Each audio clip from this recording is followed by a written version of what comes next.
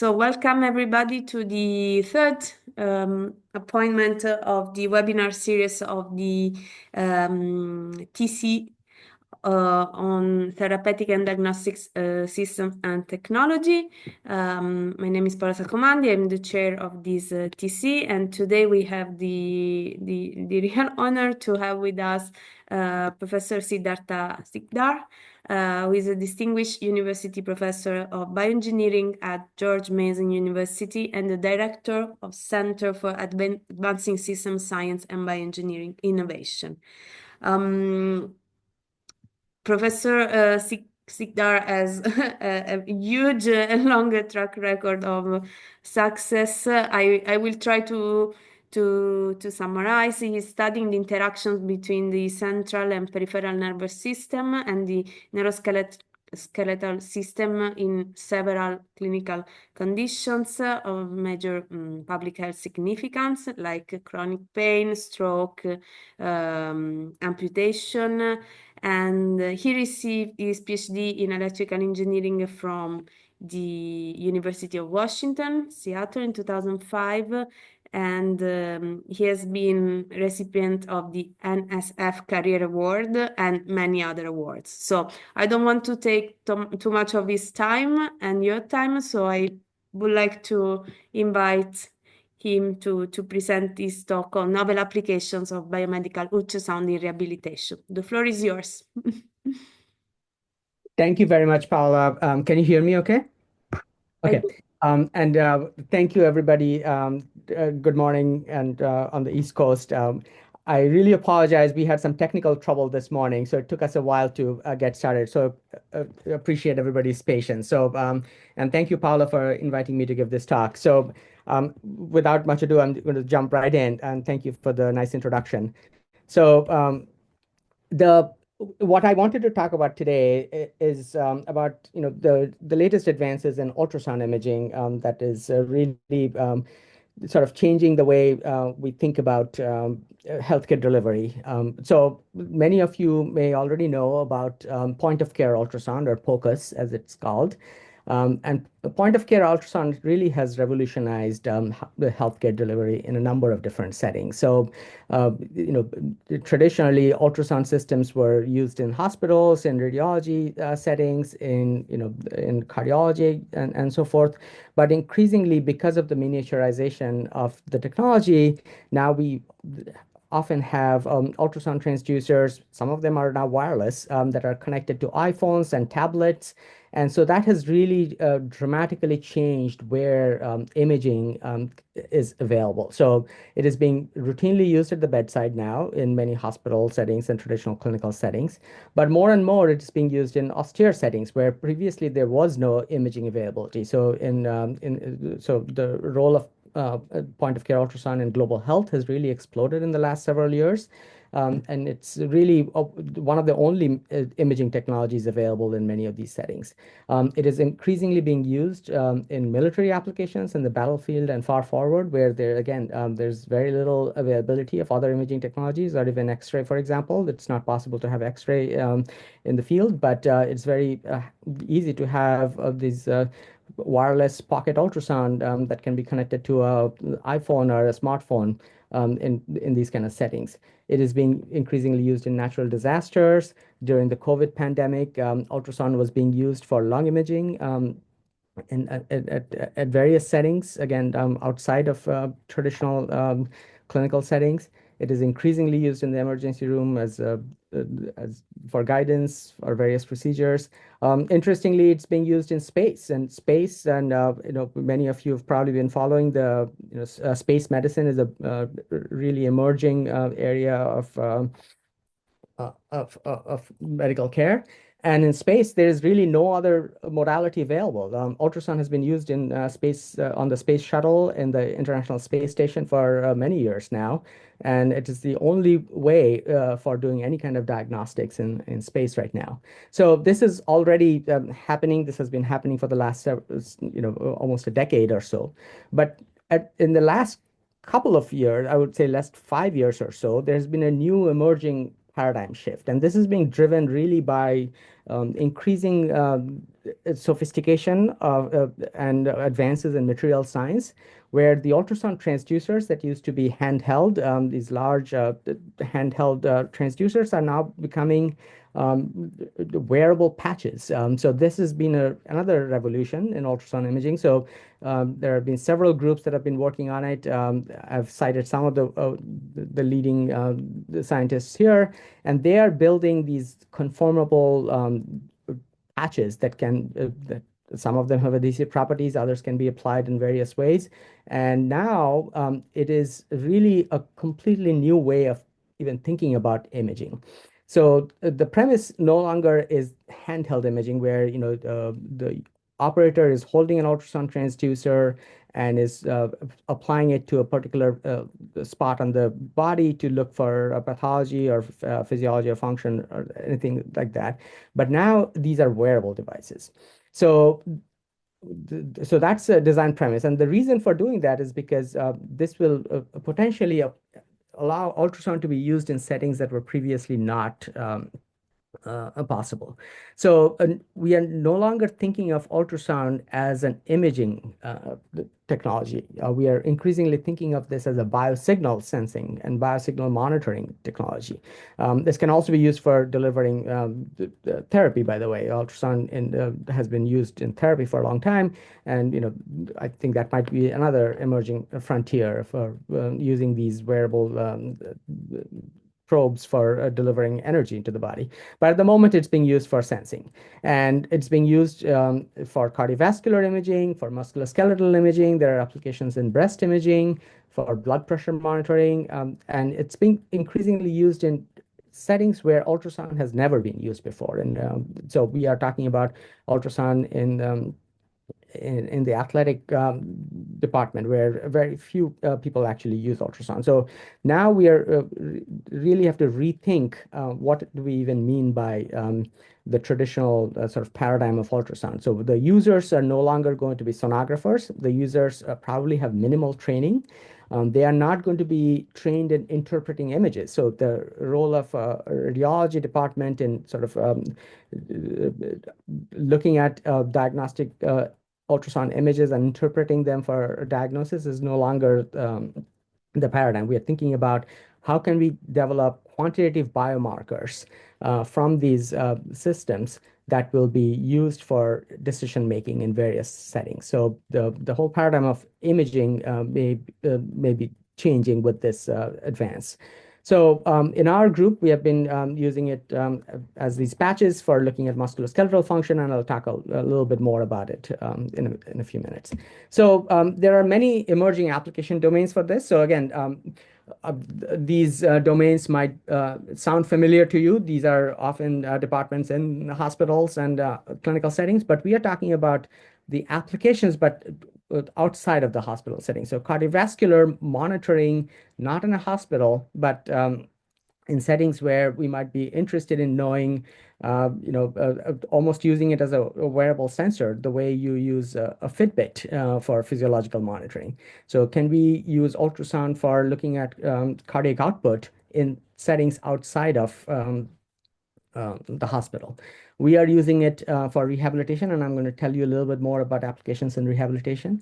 But again, rehabilitation not in a traditional physical therapist's office, but in other settings where there may not be a trained clinician available. We are talking about applying this for fetal health and maternal health. There are applications even at home for monitoring high-risk pregnancies at home, or looking at neonatal physiology after surgery on a neonate outside of the hospital setting. There are applications in sports medicine, in the military, and so forth. And so this will require a completely reimagining what ultrasound is possible to do with ultrasound, and what we want to get out of it. So the key requirement is really the development and validation of biomarkers that provide actionable information. So no longer just high quality images, but biomarkers. And this also will require a deep understanding of user needs and consideration of factors that impact safety and data quality. So I'm going to talk a little bit about these aspects. So recently we published a review paper in IEEE UFFC where we talked about some of the things that I'm going to mention today. So as we are reimagining ultrasound for wearable, so I would argue that there are design considerations for ultrasound imaging systems you really need to be rethought. So for ultrasound, there's obviously the transducer, there are the electronics, there's a user interface, application software. So these are all traditional components of an ultrasound imaging system. And the design considerations for transducers, for example, were primarily driven by concepts of sensitivity and frequency and bandwidth that determine the resolution, the array size, how many elements are we going to use? Are we going to use a linear array or a curved array or a phased array? So those are the kind of considerations that were traditionally used. I would argue that for wearable ultrasound, none of these are particularly that important. I think the more important factors are things like form factor. We're going to make these patches that we're going to apply on the skin surface, and they're going to be wearable. So are these going to be rigid? Are these going to be flexible? How do we do array imaging with a flexible device? How thick are these going to be? What is the weight? What is the cost? Are these reusable, disposable sensors? Are these going to be, if they are not disposable, how are we going to disinfect them? If they're being used for different settings. What is the housing going to look like? What kind of connectors do we need? How do we build these very small coaxial connectors? The cabling is going to become an issue. Are these going to be fully wireless? Are we going to need these to be connected to an electronics box? So those are going to be the more important design considerations than sensitivity, bandwidth, and so forth. Similarly, for the electronics, traditionally ultrasound electronics really has been focusing on how do we do beamforming with more and more sophistication. So how many channels are going to be there? What is going to be the sampling rate? So ultrasound, as you know, is in the megahertz frequency range. So we need often 40 to 60 megahertz of mega samples per second of sampling. The ADC bit depth is often critically important. How many bits are we going to sample it at? 12 bits or 16 bits or perhaps even more? And so those are all important considerations for dynamic range and so forth. But for wearables, the criteria are going to be how much data are we going to be able to transfer wirelessly in real time, and how miniaturized can we really make these? So rather than just trying to take our existing design and trying to cram everything into a small form factor, we may really need to rethink the whole the design of and the architecture of the system itself, driven by the data transfer rate, driven by miniaturizability, power consumption, and so forth. And of course, acoustic output and electrical safety are going to be very important because we're going to be potentially using these systems for much longer and exposing the tissues to much longer durations of acoustic output than traditionally are used in diagnostic ultrasound. So safety is going to be an important issue. And again, the user interface will have to be completely reimagined based on the workflow. So who is actually using it? Who is the user? What kind of knowledge do they need? Do they ever need to see an image, or can we extract useful information through machine learning, through AI, other types of automation? Can we get quantity metrics out of it? So this is going to be really the driving factors. And so here is the current landscape of wearable ultrasound systems that are being used. So there have been many different configurations that have been proposed in the literature. Some of these are deformable arrays that you apply as a patch to the skin.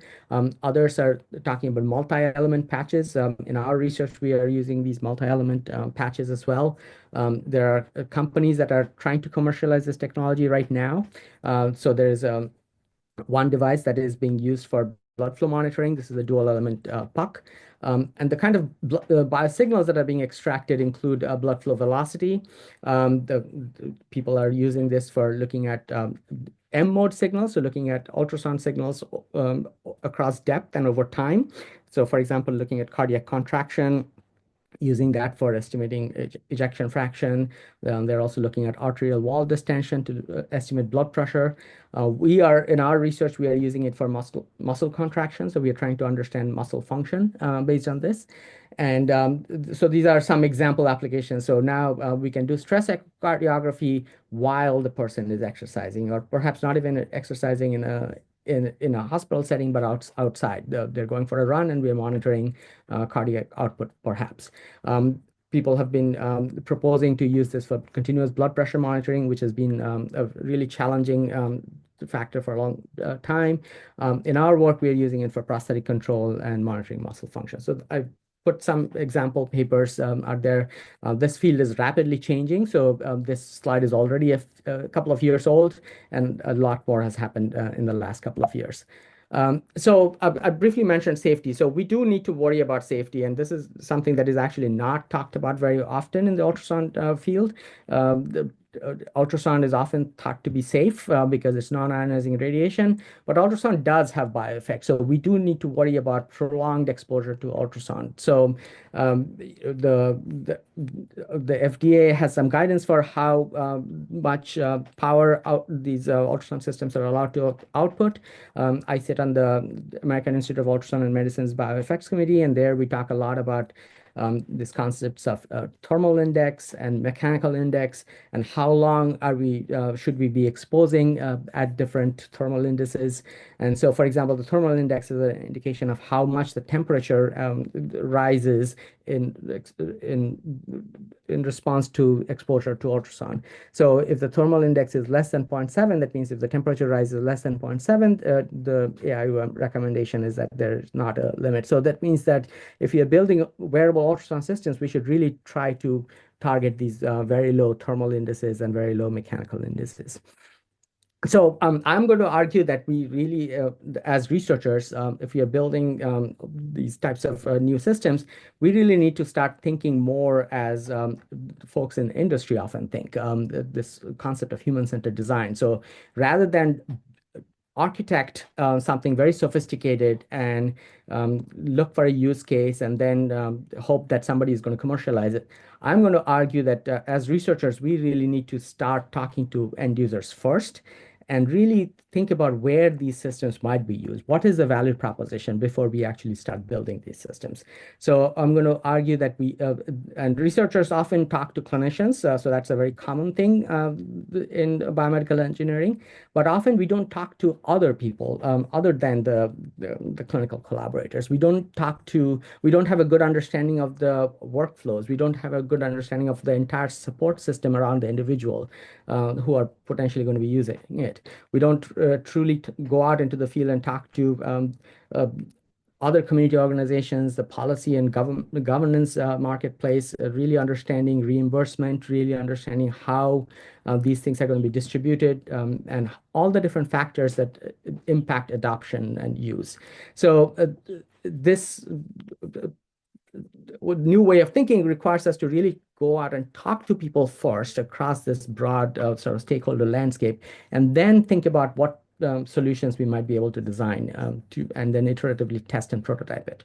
And the reason we don't do that very well in academia is because this is a highly iterative process, and it's really not well suited for the traditional sort of academic research workflow. So a PhD student doesn't have necessarily the kind of time or structure to be able to do this very iterative design and go back and redo things based on feedback. So this is a really challenging thing to implement in academia, and that's why it has been done traditionally in industry. But I'm trying to argue that we should at least try some aspect of this even in research. And this requires engineers to really start thinking like social scientists and not just talk to our clinical colleagues, but to a broad range of stakeholders across the entire landscape. So I'm going to talk about musculoskeletal applications. So I'm going to give a couple of examples in this space. So the first one is improving control of prosthetics and exoskeletons. This is one application area that in our research group we have been exploring for a long time. We also are exploring musculoskeletal injury prevention. There are other applications in biomechanics and neuromuscular control and so forth, and also in sports medicine and cardiovascular monitoring. So I do want to make one disclosure. We recently co-founded a company that's trying to commercialize some of this technology. So that is, I'm going to spend just a couple of minutes talking about that research, but most of what I'm going to talk about today is not involved with that company. So so to start to think about, what do we need for these kind of applications, we decided to really reimagine the ultrasound imaging system again. So rather than design an imaging system that sort of recapitulates the traditional architecture of ultrasound systems, we really took a new approach and came up with a minimum viable system that we can use to test some of these concepts, to test really if there is a valid proposition or not. So we started with a single element transducer. These are, very inexpensive, very simple systems that we can actually make in our labs. So it's a single element piezo composite transducer, and we really came up with a new way of doing ultrasound imaging that does not require the traditional high speed A to D converters and high bit depth A to Ds. And I'm going to mention exactly what we're doing, but these systems can be significantly miniaturized. So these are now no longer the kind of the architecture of cart-based ultrasound systems, but really more like FM radios.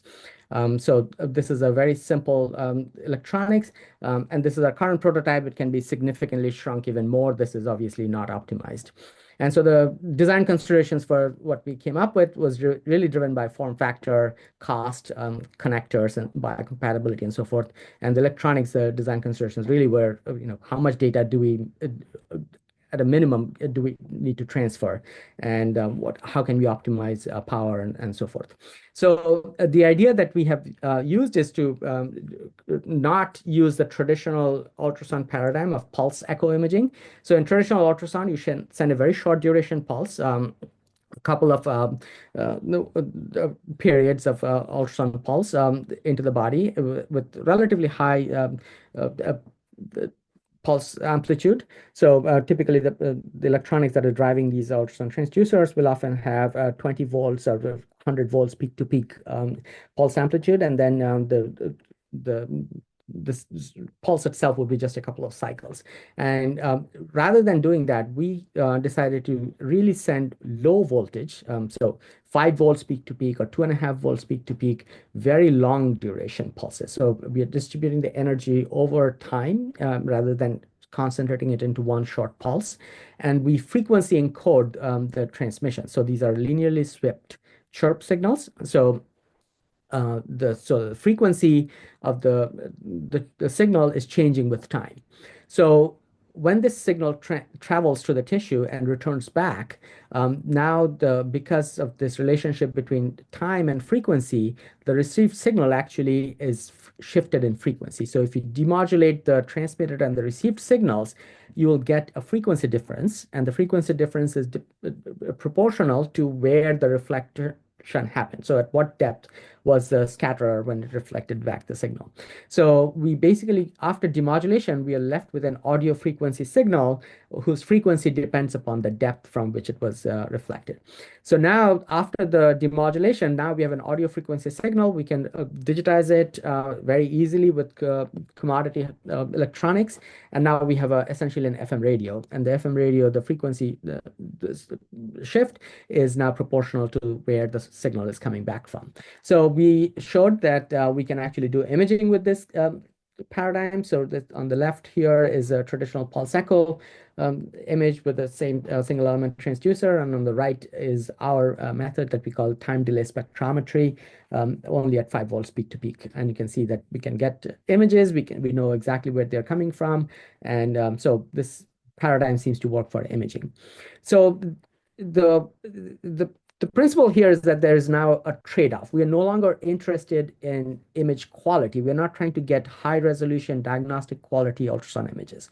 We are trying to get information that we can use as a biosignal for some kind of action that we're going to be meaningful to our user. So we are not interested in optimizing axial resolution, for example, and the resolution still depends upon bandwidth, but we might be able to get away with relatively low bandwidth transducers. That means we don't have to provide a lot of sophistication in increasing the bandwidth of these transducers.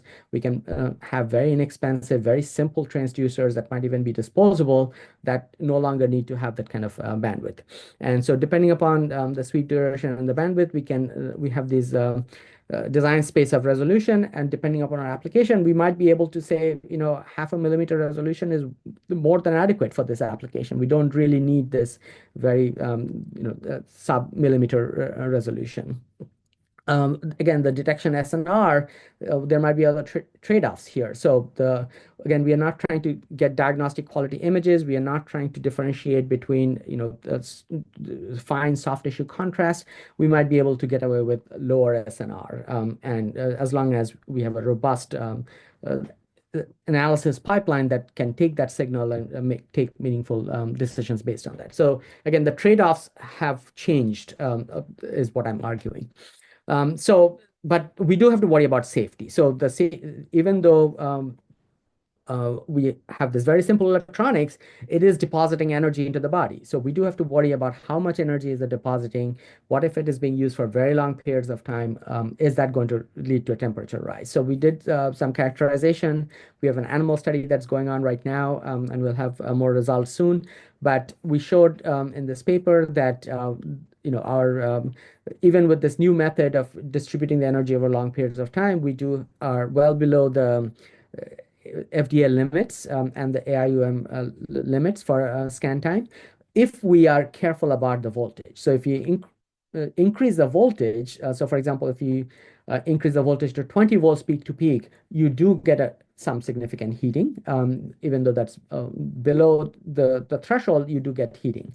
So immediately beneath the skin, for example, the average temperature rise was 1.9 degrees centigrade. So that provides constraints on how long we can use it. But if we lower the voltage to 5 volts peak to peak, then there is barely any heating. And in fact, below the skin surface, there was not even detectable amounts of heating. So if we stay within safe ranges of excitation voltage, then these paradigms might allow us to do ultrasound imaging for very long periods of time.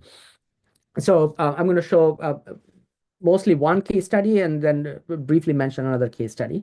So one of the case studies, we are trying to use ultrasound in a completely different way for improving the control of assistive technologies. And in another application, we're looking at rehabilitation after musculoskeletal injury. So let's talk about the prosthetic application. So there is traditionally, prosthetics is a very hot topic for biomedical engineering. Many of our students are very interested in working on prosthetics, and this has been around for a very long period of time, right? So the first prosthetic was actually found in the Roman times, and they actually significantly have not changed. Some of these body-powered prostheses that are still in use now, this is Civil War era technology. So people use this harness and a cable, and that used to control this terminal device, and that device often looks like a hook, and you can actually use your movements of your shoulder and your upper torso to control this the terminal device. And people actually really like this because there are no batteries. This is a very robust system. It doesn't break often, and it is highly predictable in its use. So people learn to use this, and they actually they can do very sophisticated things with this body part prosthesis. But of course, there are limitations in the kind of the functionality of this terminal device, of the end effector. So for many years now, people have been using these powered terminal devices, and they come in various different shapes. Some of them are still hooks, but now they are connected to an electrical motor that opens and closes them. Some of them have wrists that can rotate the wrist. And the way you control these devices is by using electromyography sensors. So these are electrical sensors that you place on the skin surface, and that senses the electrical activity of the underlying residual muscles in the in the residual stump. And using that, we can come up with a control algorithm to control the motor and the hook.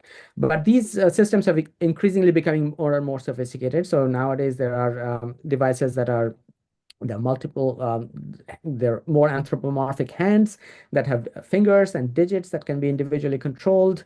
But controlling these devices has continued to be a challenge. So I'm going to show you a little video of one of our participants using a very sophisticated, very expensive system called the pattern recognition system. So this system has 8 channels that are sensing the electrical activity and using a machine learning algorithm called pattern recognition.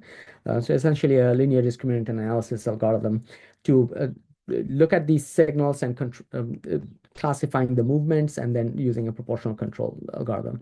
And you can see that this is actually not easy to use. So this user is really having a hard time controlling the precise position of the device and is using the other arm to fine tune it and so forth. So even though these systems have become very expensive and very sophisticated, users do not seem to like them. So there are studies that show that 30% of people who receive these myoelectric devices eventually abandon their use because they're too complicated to use and they're finicky and they're very hard to control. So here's a quote from one of the users, user magazines that says one of these most advanced prosthetic arms really are not well liked by users. So this has driven a lot of research in this field, and people are increasingly abandoning these myoelectric sensors because of their challenge, because of the way this has not led to significant functional improvement. So electromyography really has been the dominant muscle sensing modality for the 70+ years, and now people are going more towards invasive solutions. So if you are familiar with the field of neuroprosthetics, you may have seen on the news, they're talking about these implantable systems. They're implanted in the body. They are sensing the electrical activity directly from the nerves or from the muscles, sometimes even in the brain. So the Neuralink system, for example, that Elon Musk is company is driving is really looking at signals from the brain. There are many other examples of research going on, really trying to develop neural interfaces throughout the entire body, not only in the peripheries, but also in other parts of the body. So this is really the field of neuroprosthetics right now, but all of these require invasive surgery, and therefore the reach of these technologies are very limited. And there are still major technological challenges of, these implanted systems are not very robust inside the body and so forth. So there are technological challenges. They're available to only a very few people. So the vast majority of our patients that we speak to really prefer non-invasive solutions. So they want us to make better non-invasive systems. They're not necessarily interested in another surgical option. So the question is, can we do better sensing? So rather than rely on EMG, which has not really changed, can we do better? And so I am an ultrasound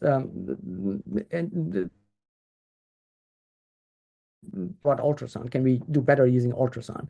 So with ultrasound, of course, you have a whole new way of looking at the signals from inside the body. So if you look at the forearm, for example, as with ultrasound imaging, as somebody is doing a task, like for example an index finger flexion or a middle finger flexion, you can see that there are muscles that are contracting in the limb, and the patterns of contraction are unique to each one of these individual tasks. And in fact, it is very sensitive.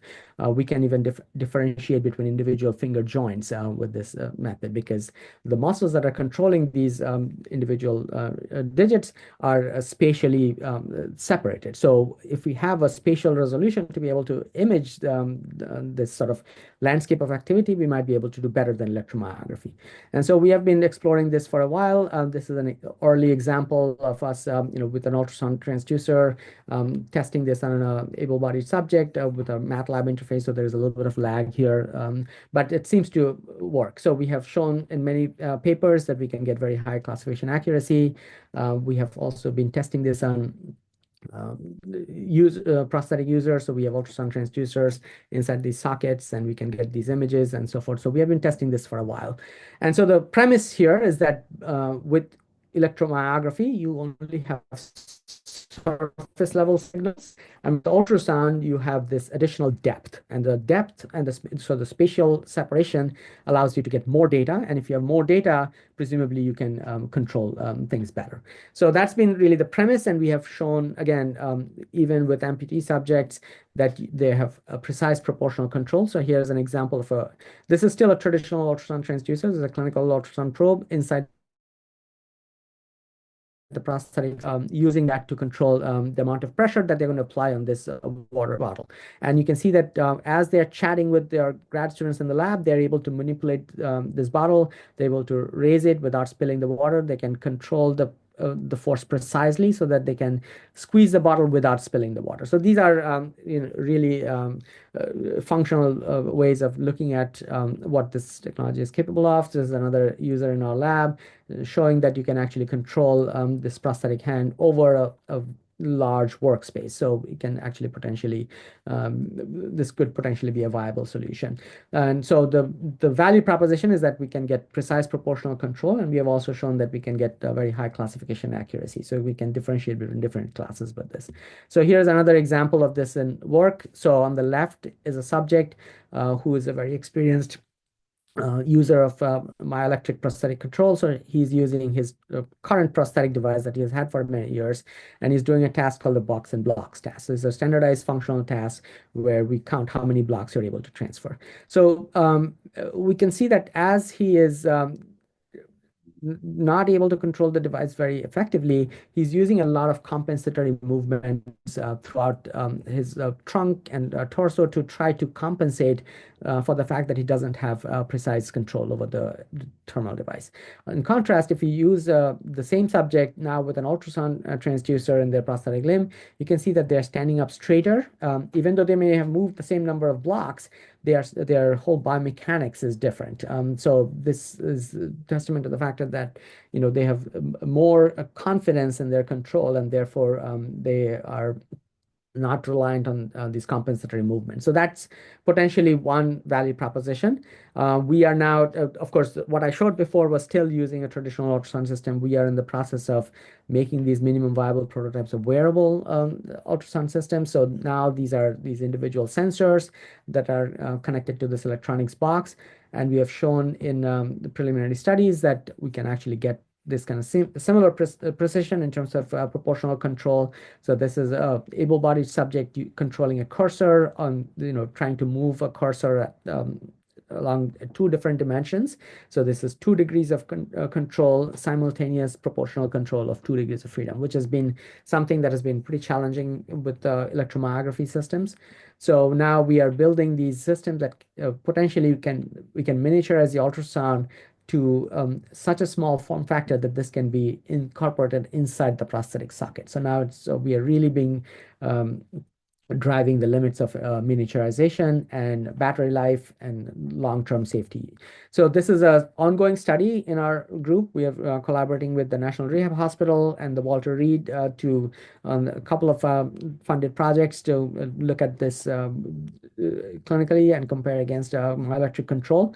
There are many challenges. So even though in our previous studies we showed that this seems to work really well, in reality, when you actually go out into the field and you really try to understand the value proposition, many challenges that come in that are related to sensor shift, loss of skin contact over long periods of time. As you're moving in the workspace, slight shifts in the sensor may actually lead to positioning problems. So using a machine learning algorithm that was calibrated at baseline may no longer work after 8 hours of use, or may no longer work the second day. So you may have to recalibrate the machine learning algorithm, and that imposes additional constraints on the user, which we really do not want. So we have to, again, rethink what signal do we want to get out of this? How do we use that to reliably control the prosthetic device? So this is still going on. So please stay tuned for data coming out of this. So in the interest of time, I'm going to skip over some of the other sort of data, and I'm happy to talk about this later on. But just briefly mention another application, and this is where we are trying to use these wearable sensors for monitoring musculoskeletal injury. So MSK injuries are very common. Things like ACL injuries, ankle injuries, knee injuries are very common, not only in athletics, but in military as well as in the general population. And even though this is very common, the rehabilitation still seems to be fairly, non-personalized in many ways. So after an ACL injury, for example, before an athlete is ready to go back to play, there are many sort of standard phases of rehabilitation. So there is an initial immobilization phase, then there's an early rehabilitation phase, there's a late rehabilitation phase until there's a return to play. But it turns out that many of these athletes actually re-injure themselves. So if they do not follow a proper rehabilitation, the risk of re-injury is 70%, which is astonishing.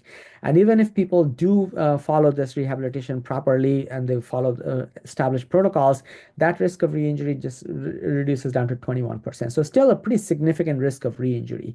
And so the question is, how can we do better? And one of the ways in which we think that we can add a value proposition is because the neuromuscular control and adaptation after injury is altered. And that to really understand that neuromuscular adaptation, you really need to get data from the muscles and simultaneously muscles all along the kinetic chain. So if somebody is doing a squat, for example, after an ACL injury, if you just look at them doing the squat and if you look at the force plate data, you may not know that there have been subtle changes in the neuromuscular coordination and recruitment patterns of these muscles. And that alteration may make this person more vulnerable to re-injury if it is not corrected or if it's not appropriately compensated for during training. So that is really the value proposition we are trying to explore is can we actually use more muscle level data that is currently not available to really drive this personalized rehabilitation. And so the ultrasound, of course, is able to look at muscles. We can look at a relaxed muscle, and during isometric contraction, the muscle fibers shorten and the muscle thickens in diameter and increases decreases in cross-sectional area.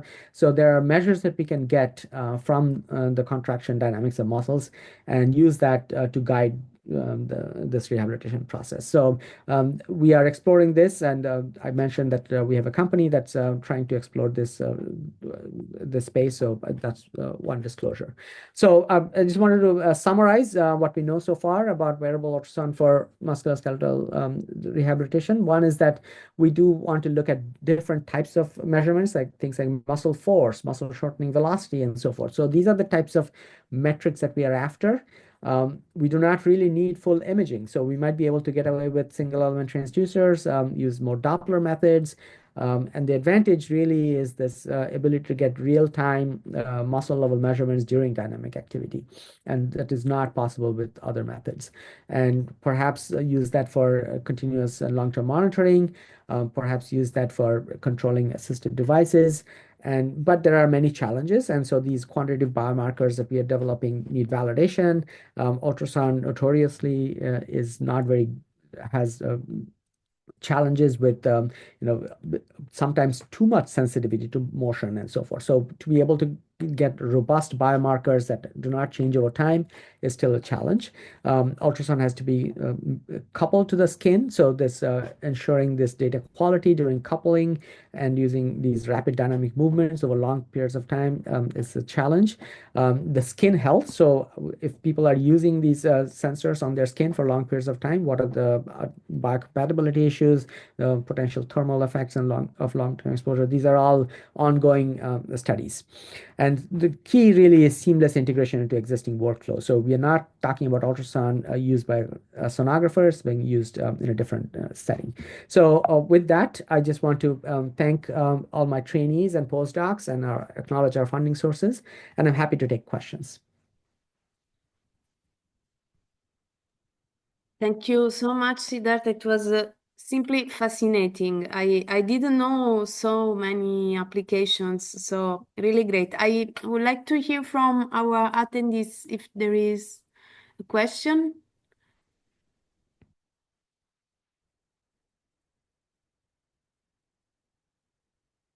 you can just, turn on your microphone and ask the question. Meanwhile, I have one. My question is, probably you could have talked about this, about the tactile feedback part. So my question is also related to the last point of your presentation, the integration, with other system. Do you think that equipping the prosthetic devices with other sensors together with your technology might improve the feedback rather than the control? Yeah. Yes, absolutely. So one of the I think this is a very important point. So motor control, most of motor control is actually it relies very heavily on sensing. So our ability to control devices is not you know feed forward. The control system is heavily dependent upon this feedback sensing. So there are many different levels of feedback. Some is vibrotactile, some visual and auditory feedback. So one of the interesting things about ultrasound is that we are looking at muscle deformation. And so the proprioceptive signal actually is dependent upon the deformation of the muscle. It's not related to electrical activation. So in some ways, we are naturally utilizing the proprioceptive feedback if our control signal is dependent upon deformation. So that's one advantage already. So we are arguing that if our control system is uh, are able to utilize the natural proprioception in the residual limb through the Golgi tendon organs and so forth, that might improve control. So that's one aspect of it. But of course, we need to still think about sensory and haptic feedback, and that's again ongoing. Thank you. Thank you so much. Any other question from the attendees?